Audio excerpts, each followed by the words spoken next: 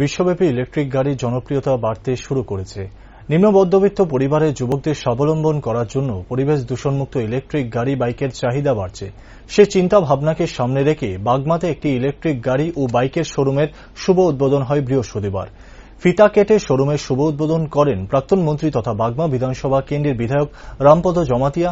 উদ্বোধনী অনুষ্ঠানে উপস্থিত ছিলেন বাগমা পঞ্চায়েত প্রধান নিমাই দাস, তেপানিয়া ব্লকের ভাইস চেয়ারম্যান রামচন্দ্র দেবনাথ, শোরুমের উদ্যোক্তা অমূল্য দে সহ অন্যান্যরা।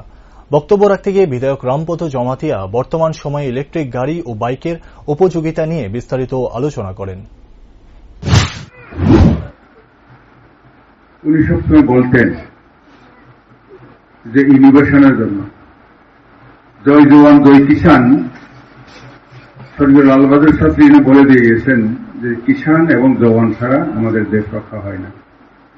স্বর্গীয় অতুল বিহারী বাজপেয়ী বলে গেছেন জয় জওয়ান জয় কিষাণ জয় বিজ্ঞান। বিজ্ঞান আজ চাঁদে আমরা অবতরণ করলাম, দক্ষিণ মেরুতে। তেমনি মোদীজি বলছেন জয় জওয়ান জয় কিষাণ জয় বিজ্ঞান জয় অনুসন্ধান। অনুসন্ধানের মাধ্যমে আমাদের বিভিন্ন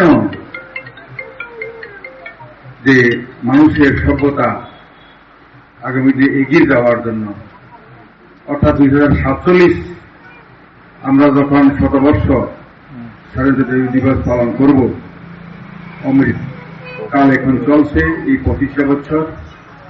এর মধ্যে উনি বলছেন সবাই ঘরে ঘরে রোজগার দেওয়ার জন্য এবং স্টার্ট আপ করার জন্য। উনি আবার হিসাব দিয়ে বলছিলেন কিছুদিন আগে জার্মানিতে 1947 থেকে 2014 পর্যন্ত স্টার্ট আপ সারা ভারতবর্ষে 200 থেকে 400 মাত্র ছিল। এখন 78,000 স্টার্ট আপ ভারতবর্ষে হয়ে গেছে। 200 থেকে 400 মাত্র ছিল। এটা ওনার এই 9 বছর কালে